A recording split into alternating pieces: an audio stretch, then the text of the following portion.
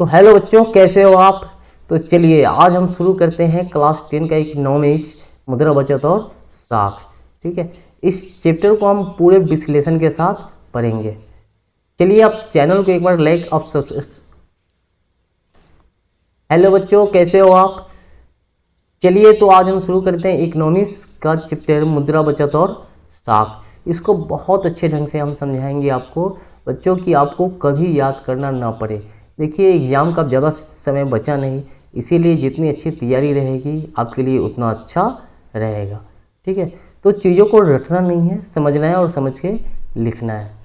बस चैनल को आप लाइक और सब्सक्राइब जरूर कर दीजिएगा। ठीक है, क्योंकि आपको मेरा नोटिफिकेशन मिलता रहे। हर एक विषय की तैयारी आपको हम करवा देंगे बहुत ही अच्छे ढंग से क्लास 10th 12th के लिए। ठीक है, तो चलिए हम शुरू करते हैं मुद्रा बचत और साख। पहला क्वेश्चन, ठीक है, पहला क्वेश्चन है वस्तु विनिमय प्रणाली क्या है। वस्तु के बदले वस्तु का लेन देन करना क्या कहलाता है, वस्तु विनिमय प्रणाली कहलाता है। अब यहाँ पे हमें ये देखना है कि पहले के लोग क्या करते थे। पहले तो मुद्रा था नहीं, तो मुद्रा जब नहीं था, पैसा रुपया रोकड़ा नहीं था, तो था क्या, तो उस समय था वस्तु से वस्तु का बदलना। ठीक है, अगर आपको प्याज चाहिए तो किसी को गेहूँ दे दीजिए, किसी को गेहूँ चाहिए तो वो अगला आदमी से आलू ले लेगा। ठीक है, ऐसे करके उसी को हम बोलते हैं वस्तु विनिमय प्रणाली, यानी कि वस्तु को हेरा फेरी करना, जिसको जो ज़रूरत है वो लेगा, जिसको जो ज़रूरत है वो दे। यानी कि आपको अगर कुछ लेना है तो उसके बदले कुछ देना पड़ेगा, क्योंकि मुद्रा तो था नहीं। तो वस्तु के बदले वस्तु का लेन देन करना क्या कहलाता है, वस्तु विनिमय प्रणाली। चलिए आगे चलते हैं। ठीक है, वस्तु विनिमय प्रणाली में होने वाली कठिनाइयों का वर्णन करें। ठीक है, देखिए वस्तु विनिमय प्रणाली में बहुत सारी कठिनाई, देखिए जिसके फिगर में आपको दिखाया गया है कि एक आदमी के पास क्या है, प्याज है ना, उसको चाहिए आलू। ठीक है ना, जिसके पास प्याज है उसको क्या चाहिए, आलू। अब जिस व्यक्ति से लेने जा रहा है उसके पास प्याज आलू दोनों है, प्याज और आलू दोनों है, तो प्याज लेगा नहीं, बोलेगा भाई साहब मेरे पास प्याज पहले से है, हम लेंगे नहीं। तो ये सारी समस्या होती थी। ठीक है, दूसरा कंडीशन है कि मान लीजिए कि अगर हम बाज़ार जाते हैं, ठीक है, अगर बाज़ार से मेरे को बहुत बड़ा टीवी खरीदना है, एक फ्रिज खरीदना है, मेरे पास 1 लाख का एक गाय है ना, तो हम गाय को ले जाके, अब टीवी का शोरूम अलग होता है, रेफ्रिजरेटर यानी कि फ्रिज का शोरूम अलग होता है। अब एक गाय से तो हम या तो फिर फ्रिज खरीद सकते हैं, नहीं तो टीवी खरीद सकते हैं। अब गाय को हम 2 भागों में बांट नहीं ना सकते हैं। तो ये सारी समस्या होती थी वस्तु विनिमय प्रणाली में। ठीक है, तो चलिए ये तो समझ में आ गया कि कभी कभी होता क्या था कि हम जिसे वस्तु देना, मान लीजिए कि हम किसी को गेहूँ देने जा रहे हैं, हमें चावल चाहिए, हो सकता है अगला आदमी को गेहूँ की आवश्यकता ना हो तो हमें चावल नहीं देगा। तो ये सारी समस्या थी वस्तु विनिमय प्रणाली में।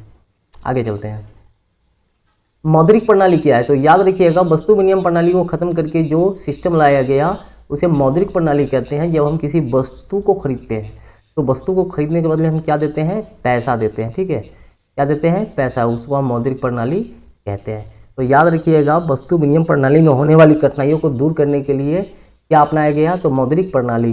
तो आज भी तो हम मौद्रिक प्रणाली ही करते हैं ना, कि कोई भी चीज़ खरीदते हैं, वस्तु खरीदते हैं, तो उसके बदले हम क्या देते हैं, पैसा देते हैं। आगे चलते हैं, मुद्रा की परिभाषा से, है ना। देखिए मुद्रा वह धन है जिसका उपयोग हम अपने दैनिक जीवन में करते हैं, क्रय विक्रय के लिए, बहुत सारे कामों के लिए, है ना। हम अपने दैनिक जीवन में, है ना, कि खरीद बिक्री से लेकर बहुत सारे कामों को करने के लिए जो पैसे का उपयोग करते हैं उसे मुद्रा कहते हैं। इसे वस्तु विनिमय प्रणाली को ख़त्म करके लाया गया था। ठीक है, आगे चलते हैं। एटीएम क्या है, एटीएम है ना, ऑटोमेटिक टेलर मशीन।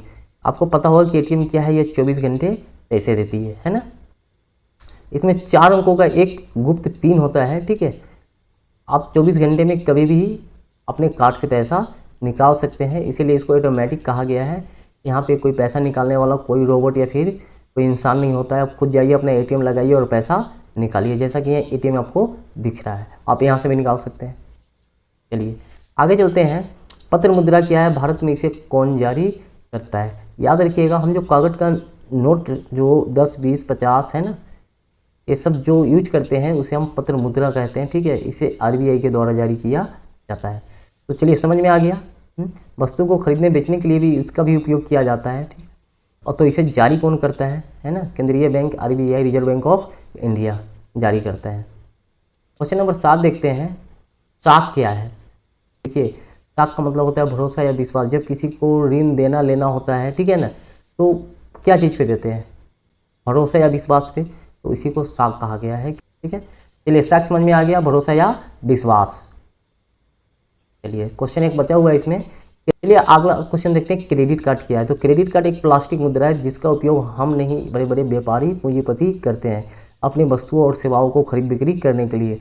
देखिए आम आदमी के पास एटीएम कार्ड होता है, डेबिट कार्ड, और क्रेडिट कार्ड जो होता है बड़े बड़े व्यापारियों के पास होता है। ठीक है, और एक जब चाहे तब इनके अकाउंट में पैसा रहे या ना रहे, ये पैसा अपने लिमिट के अनुसार निकाल सकते हैं, और लेकिन हाँ सीमित समय में उस पैसे को जमा करना पड़ता है। देखिए नीचे जो कार्ड दिखाया गया है आपको, सेम ऐसा ही होता है क्रेडिट कार्ड। ठीक है, तो ये आम आदमी इसका उपयोग नहीं कर सकता है। इसके लिए तो करेंट अकाउंट खुलवाने के लिए ही कम से कम 10,000 रुपये आपको लग जाएंगे। आगे चलते हैं, बचत क्या है। हम जो कमाते हैं उससे जो खर्च कर देते हैं, खर्च करने के बाद, सारा काम करने के बाद लास्ट में जो बचा लेते हैं उसे हम बचत कहते हैं। ठीक है, मुद्रा के लाभ बताएं, है ना, याद रखिएगा मुद्रा का लाभ क्या है। अरे मुद्रा एक ऐसी वस्तु है जिससे हम दुनिया में कोई भी चीज़ खरीद सकते हैं। ठीक है, मुद्रा के बिना अर्थव्यवस्था जहाँ के तहाँ रुक जाएगी। चलिए।